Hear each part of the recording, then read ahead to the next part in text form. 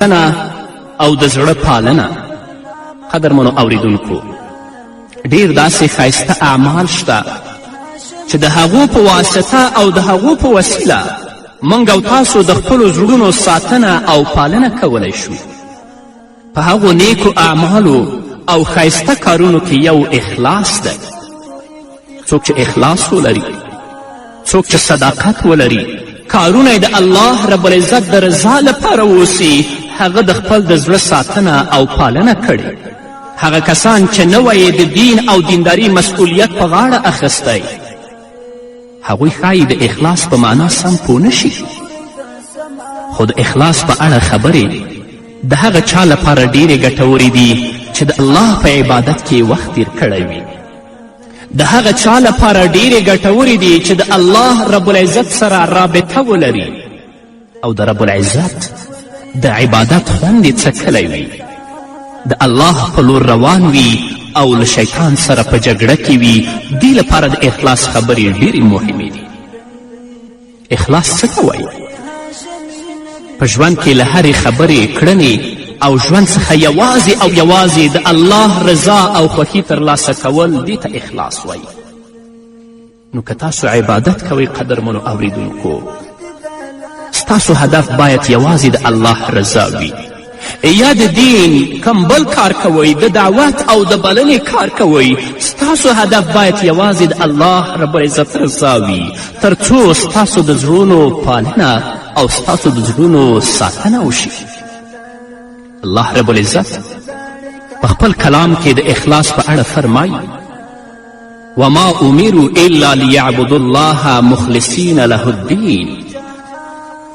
الله رب العزت فرمایي او هغو ته پرته له دې بل هیڅ حکم ورکړی شوی نه و چې د الله بندگی وکړي، خپل دین د هغه لپاره خالص ګرځولو سره خپله لار او لوری وبولي. یعنی تاسو ته امر شوی چې تاسو په اخلاص او یکتا پرستی سره د هغه خدای عبادت وکړئ چې هغه د دین خاوند دی. همدارنګه الله رب العزت په سورة زمر کې فرمایي: قل انی امرت ان اعبد الله مخلصا له الدین. ای پیغمبره، دوی ته ووایه ما ته امر شوی دی چې د الله لپاره د دین په خالصولو سره د هغه بندگی وکړم. همدارنګه الله رب العزت فرمایي: انا انزلنا الیک الکتاب بالحق فاعبد الله مخلصا له الدین الله لله دین الخالص. ای محمده، موږ دغه کتاب تا ته په حق نازل کړی دی، له دې کبله ته د هماغه الله بندگی وکړه، د هماغه لپاره د دین په خالصولو سره. خبردار، خالص دین د الله حق دی، د بل چا حق نه دی. د قرآن کریم دغې سپېڅلې او څرګندې وینا ته ځیر شي. که خالص دین او مخلصانه عبادت د خدای لپاره نه وي، نو د چا لپاره وي؟ الله فرمایي: الله لله دین الخالص. خو د خپلو پیغمبرانو په ثنا او ستاینه کې د الله رب العزت دغې وینا ته ځیر شئ چې الله فرمایي: انا اخلصناهم بخالصة الذکر الدار. مونږ هغوی د یو خالص صفت پر اساس غوره کړي وو او هغه د آخرت یاد و. کله چې الله رب العزت له فحشا څخه د حضرت یوسف علیه السلام کیسه بیانوي، نو هلته په څرګنده توګه ښکاري چې له فحشا څخه د یوسف علیه السلام د خلاصون یوازینی لامل د هغه اخلاص او پاکي ده. الله رب العزت فرمایي: ولقد همت به وهم بها لولا ان رأى برهان ربه كذلك لنصرف عنه السوء والفحشاء انه من عبادنا المخلصین. الله رب العزت فرمایي هغه ښځه د هغه خواته ورمخکې شوه او یوسف علیه السلام به هم د هغې لورې ته ورمخکې شوی وای که د خپل رب برهان یې نه وی لیدلی.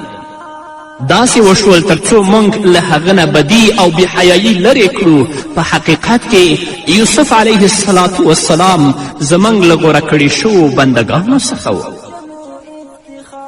قدرمنو اوریدونکو که یوسف علیه السلام مخلص نه وای نو له فحشا څخه یې ځان نشو ژغورلی، ځکه یوسف علیه السلام مخلص و او په خپل اخلاص سره د خپل زړه ساتنه او پالنه کړې وه، نو فحشا ته کله هم نه نږدې کېده.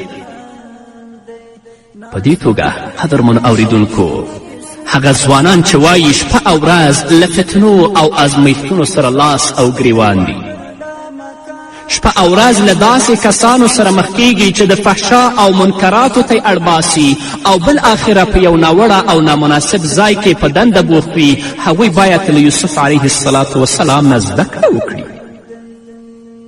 موږ دغه کسانو ته سپارښتنه کوو چې د حضرت یوسف علیه السلام نه دې زده کړي او خپل زړونه دې صرف د خدای لپاره پاک کړي، د خدای لپاره دې ژوند وکړي. که دا کار وکړه نو له شک پرته چې الله به یې هماغسې وژغوري لکه چې یوسف علیه السلام الله ژغورلی و. یوسف علیه السلام د الله په عبادت سره، د الله په طاعت سره او په هغو کې په اخلاص سره د خپل زړه ساتنه او پالنه کړې وه، نو الله د فحشا نه وساته. الله رب العزت فرمایی كذلك لنصرف عنه السوء والفحشاء انه من عبادنا المخلصین. داسې وشول چې موږ له هغه نه بدي او بېحیایي لرې کړو، په حقیقت کې هغه زموږ له غوره کړې شوو بندګانو څخه و.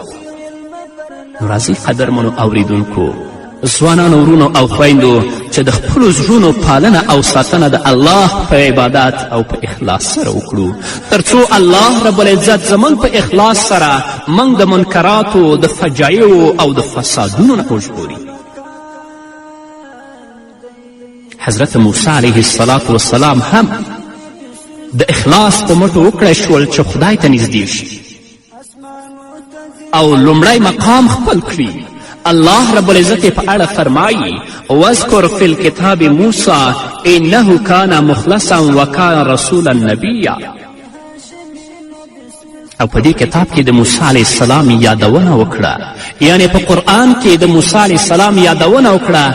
هغه د خدای یوه غوره کړی شوی شخص او پیغمبر و.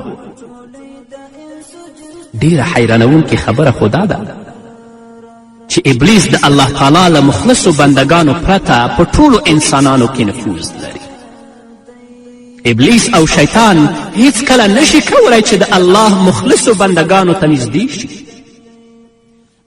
شیطان چې څه زړه وغواړي له موږ سره کوي، خو په موږ کې یوازې له هغو خلکو سره کولی شي چې هغه الله ته مخلص نه وي. هغه بندگان چې الله ته مخلص دي شیطان ورنږدې کیدلی هم نشي. تاسو ګورئ الله رب العزت په سورة الصاد کې فرمایي قال ربي فانظرني إلى يوم يبعثون قال كم من المنظرين إلى يوم الوقت المعلوم قال فبعزتك لأغوينهم أجمعين إلا عبادك منهم المخلصين. کله چې الله رب العزت شیطان له جنت وویسته نو هغه ویل ای زما پروردګاره چې دا خبره ده نو بیا ما ته تر هغه وخته پورې مهلت راکړه چې دوی دویم ځل لپاره ته ژوندي کوې، تر هغه وخته پورې ما ته مهلت راکړه. الله وفرمیل ښه ده، تا ته تر هغې ورځې پورې مهلت دی چې د هغې نیټه ما ته معلومه ده. شیطان وویل ستا پر عزت قسم زه به هغوی ټول ګمراه کړم پرته ستا له هغو بندګانو څخه چې تا هغوی د دوی له جملې څخه غوره کړي دي چې هغه مخلصین دي. ابلیس پخپله اعتراف کوي، ابلیس پخپله اقرار کوي چې له یوې ډلې پرته به ټولو خلکو ته دوکه ورکوي او هغه ډله چې دوکه نشي ورکولی هغه مخلص بندگان دي. نو له خپل رب سره د هر بنده د اخلاص په اندازه به شیطان له بنده نه لرې وي. د اخلاص په اندازه به د بنده له وسوسې او اندېښنو څخه عاجز او ناتوانه وي. که موږ او تاسو اخلاص وکړو، د خپلو زړونو پالنه او ساتنه په عبادت او په اخلاص سره وکړو، شیطان به موږ نه لرې شي، الله ته به نږدې شي. هر څومره چې یو بنده خپل خدای ته نږدې کیږي شیطان ترې لرې کیږي. هر څومره چې بنده له خپل خدای سره اخلاص کوي په هماغه اندازه شیطان له بېلارې کولو څخه ناتوانه کیږي. ځکه له الله سره د نږدېوالي او اخلاص په صورت کې شیطان دا جرأت نشي کولی چې سړي ته نږدې شي. همداراز قدرمنو اوریدونکو د هیڅ منافق توبه تر هغه وخته پورې نه صحیح کیږي چې په خپله توبه کې اخلاص ونه کړي. الله رب العزت فرمایي ان المنافقین فی الدرک الاسفل من النار ولن تجد لهم نصیرا إلى الذين تابوا وأصلحوا واعتصموا بالله وأخلصوا دينهم لله فأولئك مع المؤمنين. باور ولرئ چې منافقان به د دوزخ تر ټولو لاندنۍ طبقې ته لاړ شي